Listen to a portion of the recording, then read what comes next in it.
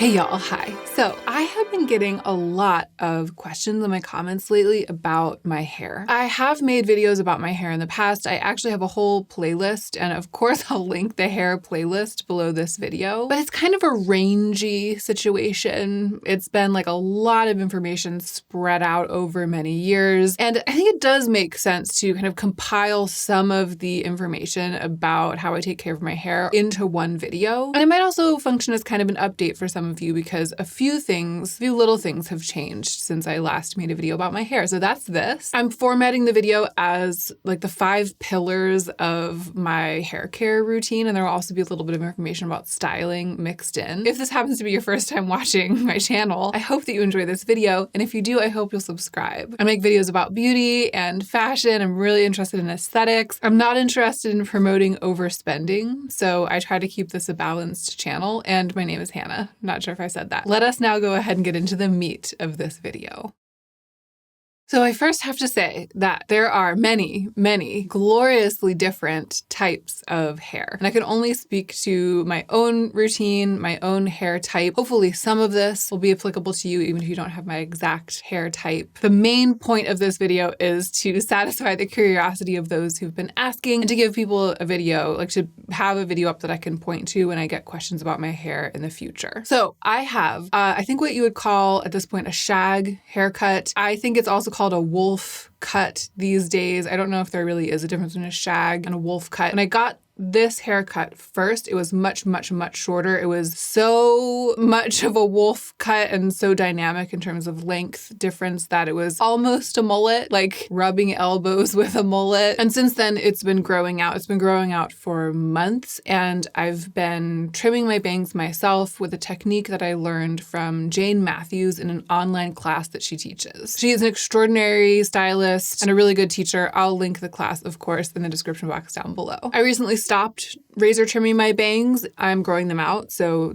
this is how long they've gotten since then. But all the rest is just the result of me letting that kind of mullety shag that I got, I think like towards the end of the summer last year, letting it grow out. I have relatively thick hair, both in volume, like the number of follicles per square inch on my scalp, and in texture. The strands themselves are literally thicker than the strands of a lot of people's hair, and it's wavy. It has a natural wave that can become a curl if I kind of encourage it in that direction, and can also be pulled straight by its own heaviness or brushed out straight if I brush it a lot. This is a pretty good demonstration of the natural texture of my hair because my current hair has been washed a couple of days ago, not heat styled, and only has a tiny bit of product in it that I put in it today. So this is like the default texture of my hair, but it can kind of go in either direction. And lastly, this is the natural color of my hair. I don't dye my hair. I'm getting a lot of questions about my hair color lately. I think it's been looking different because we're just at the tail end of winter, and it gets darker over the winter because my hair actually can fluctuate dramatically between like really, really strawberry blonde if I'm getting a lot of sun, and kind of almost chestnut auburn if I'm not getting any sun. Now I'm getting any sun. Funnily enough, you can kind of see right at the tips like how it was last summer. I think probably like just the tips of my hair that's still bleached from the sun, and it just gets darker in a little gradient like coming up to here, and then all of the rest of this hair has basically never seen the sun, and so it's quite dark. But it has been years since I've had any kind of colorant or bleaching or anything. I mean, I've only done it one time, and it was to like get a purple ombre back when I was in my wild early 30s. I was gonna say like my wild 20s, but I think I was in my early 30s when I did that. So that's the situation. That's the context from which we begin. And now the 5 rules, the 5 pillars, the 5 things I always do, the 5 rules I never break. Rule number 1, I only shampoo my hair once a week maximum. And before you're like, no girl, no, all bets are off, and you like click away from this video, let me explain. There is a little bit of nuance here. The key word in that sentence, I only shampoo my hair once a week, is the word shampoo. I only wash my hair with a cleansing agent, like a soap agent, once a week. It usually stretches a little further for me. I would say average 8 to 10 days. That's how long I tend to go between washes. I think that this is a critical aspect of my routine when it comes to keeping my scalp from overproducing oil. So making sure that my hair doesn't get too oily, it doesn't get too limp, and that I keep volume in it. There are a lot of people who, when they hear about this, they're like, I could never ever do that. My scalp is too oily. And I don't know your exact situation, so I can't say. But what I can say is that I used to wash my hair much more frequently, like every day or every other day. And when I weaned myself off and I transitioned from the daily or every other day washing to weekly washing, it took some time for my scalp to catch up, to understand that I wasn't going to be stripping the oils absolutely every day, and it didn't need to keep producing oils absolutely every day to keep up with the frequency of washing. What I'm trying to say is that you might not know if you are capable, if you have hair and a scalp that's capable of lasting for a week between washes. You might not know because you can't just stop cold turkey washing your hair every day or every other day and immediately have non-oily roots or like a non-oily scalp. It takes time to acclimate your scalp. But for me, less frequent washing was the solution to oily hair. A lot of people are like, I have oily hair, I have oily scalp, so I have to wash my hair every day. That was me. I went through the transition period and I learned that it was washing my hair every day that was causing my scalp to be oily. So how do you make this transition if you're interested in doing it? When I was making the transition and I would get like a day or two into the week and my scalp would produce all this oil and my hair would be really limp and smelly, here's what I would do. Rinse it with water. So again, the key is that I don't shampoo my hair more than once a week. It doesn't mean that I don't get it wet or that I don't rinse water through my hair. In fact, if I get my hair really like sweaty or smelly, if I work out really hard or if I dance tango, but it's the wrong time in the week and I don't want to shampoo it, I will get it all wet. I'll like use water to wash my hair. I just don't put any kind of soap on my scalp. When I was making the transition, it was really rough. I used apple cider vinegar to make it through the week. That would kind of help break up some of those oils, but it wouldn't strip my scalp so much that my scalp would then again replenish the oils like within a day of it being washed. And it would also help a little bit with that sense that I wanted to be cleansing my oily hair. But after about, I would say a month, maybe 6 weeks with quite oily hair, I hit a weekly wash, where I washed it and the oils just never came back. Everything had just sort of reset and acclimated, and it's been like that ever since. So for washing hair only once a week, work up to it. Don't expect your scalp to adjust overnight. You can rinse with water as much as you want. You could do that twice a day if you want, just only soap or shampoo once a week. You can use apple cider vinegar in the in-between times if you're having a really hard time making it to a week. Another thing that helps is to not overuse styling products. Like, don't weigh your hair down or coat your hair with styling products really early in the week, because the only way to get that styling product out of your hair is to wash it. Rinsing can help, but if you put a ton of product in your hair as soon as you wash it, the week's gonna feel really long and your hair is gonna feel dirtier and more weighed down by the end of the week. So I tend to go really light on the styling products at the beginning of the week and then add a little bit more as the week wears on if I'm kind of trying to control or style my hair more. And if you've tried and you truly can't make it a week, but you are still after this kind of non-stripped, natural, healthy hair routine, then I recommend using a non-stripping co-wash product like New Wash, which I was using for a really long time and I still think is the best hair washing product I've ever used, instead of a shampoo that has like foaming agents and astringent properties. The update for those of you who've been following my hair saga since the beginning is that I actually haven't been using New Wash for the past several months. I just got tired. It was causing me to have breakouts all over my chest and back because it's just full of really nourishing oils. It was clogging the pores on my chest and back, and I was having to go through this whole rigmarole every time I washed my hair to make sure that my chest and back didn't have product on them. So I decided to give myself a break from that, and I started using this beautiful shampoo that Takemichi Beauty Room has started making. It's like their house line of products. I forgot to bring it down here with me, but I'll insert some pictures. It's treated my hair beautifully. I've been using it for a couple of months at this point. So I don't think that a co-wash is necessarily absolutely essential to low maintenance, healthy hair that's sort of living its best life. But I do think that if you feel like you have to wash your hair every couple of days or every other day, you'll have the best results with a co-wash. A combined conditioner and shampoo that doesn't so much like strip everything out of your hair as it does gently loosen whatever kind of dirt and oils might be in there without stripping in the way that makes your scalp really dry, which is what will make it overproduce oil. So that's pillar number 1, kind of a big one, kind of the main one, actually, maybe the most radical one. The second hair care rule that I never break is that I never brush wet hair or recently washed hair. So I will give my hair like a good, thorough 100 or 150 stroke brushing every week before I get into the shower to wash my hair. I always give it the most thorough brushing right before I wash it. And then after I get out of the shower and my hair is damp from the shower, I towel dry it, I dry it, let it dry or dry it however I'm going to dry it, but without a brush. And then once it's dry, I don't run a brush through it either for several days. So this is third day hair, and I haven't brushed it any time over the past 3 days. I haven't brushed it since before I washed it. Brushing, it would break up these sort of piecey elements in the hair, like the way that it's sort of grouped together like this. That has happened naturally. I know that you can use styling products to achieve that, and what a lot of people do is they like brush their hair ruthlessly and it gets all like smooth and separated and frizzy, and they use a bunch of styling products to get it to recoalesce into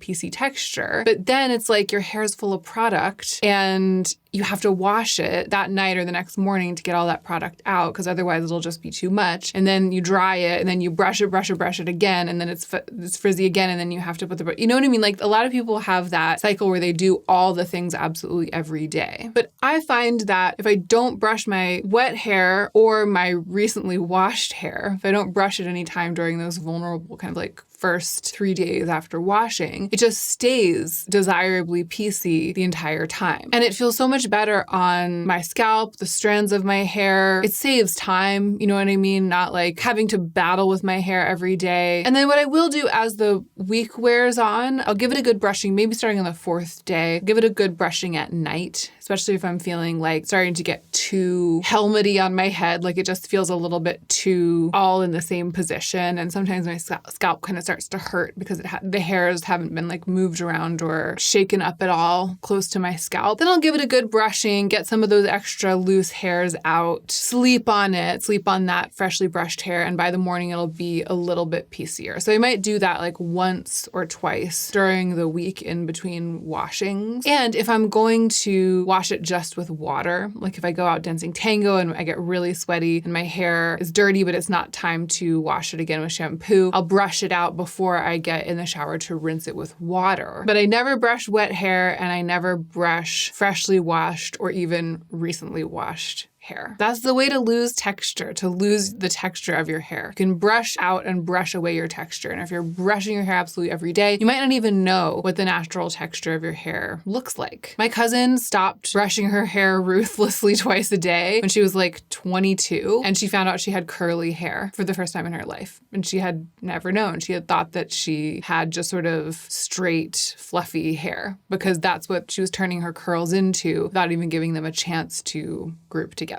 Okay, pillar number 3 of my hair care plaza, pillar number 3 of my hair care ballroom. I don't sleep on wet hair. And I'm kind of putting this in here because I used to do it. And if you watch way back during like the crunchy early days of my channel, if you watch those first videos about hair care, you'll see me talking about how I wash my hair at night and I sleep on it when it's kind of damp. And like, I feel like that sort of adds to the texture. You never know what you're going to get. It helps with the wildness and the volume and all of this stuff. No longer do I do that. I learned from a really lovely hairstylist in LA that I had for a while, Jude Viola, that sleeping on wet hair was causing kind of like the hair, especially where it's the thickest at the very back of my head, to sort of compact damply against my skull while I was sleeping. And it was just getting a little bit gross in like the underneath layers of my hair closest to my scalp in the back. She was like, you really need to make sure your hair dries all the way through to the root, like all the way through to the scalp after you wash it every single time. And by sleeping on it wet, I wasn't giving it a chance to do that. This seems simple, but it actually causes me some logistical difficulties sometimes because I have thick hair and it takes a long time to dry. So sometimes I feel like I want to wash my hair on a given day, but it gets to be too late in the day. It's like 6 p.m. and I'm like, well, even if I heat style it, even if I use a hair dryer to get it quite far along the path towards dry, it doesn't get like truly dry until some hours after I've washed it. And so, if I were to wash it at 6 p.m., use the hair dryer, I would still be going to bed on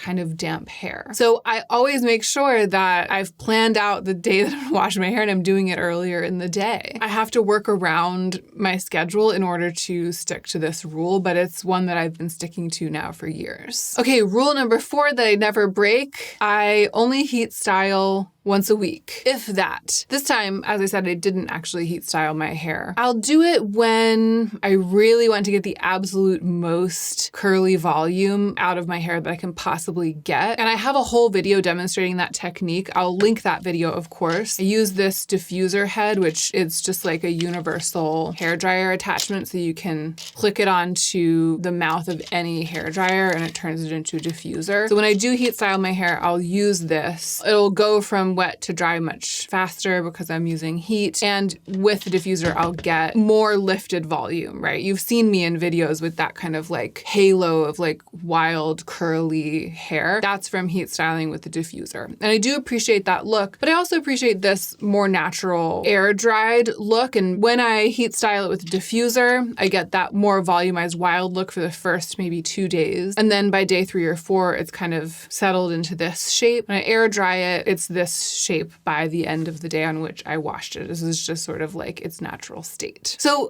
I like what I can get with heat styling. I think that there's an advantage to it. It's a fun tool to have in my toolbox, but I make sure that I only do it once a week. So even if I rinse my hair, wet my hair in the in-between times, I will not use the diffuser then. I will not heat style it then because, you know, heat styling, it damages hair. And I feel like once a week is a good maximum for me to be able to take advantage of what the blow dryer can offer, but without kind of burning my hair to a crisp. Because if I let it get too unhealthy, like too many split ends, too frizzy, too fuzzy, I'll be battling with it. I'll feel like I need to use more product to get it to look good. And then the vicious cycle begins, right? You're putting in more product. It feels like it gets greasy or dirty or heavy. Earlier in the week, you feel compelled to wash it. Then you're overwashing it. And then your scalp's overproducing oil. And then you're right back where I started like 8 to 10 years ago when I first switched to weekly washes. And I don't want to go back there. Okay, and the last hair care rule that I never break is one that I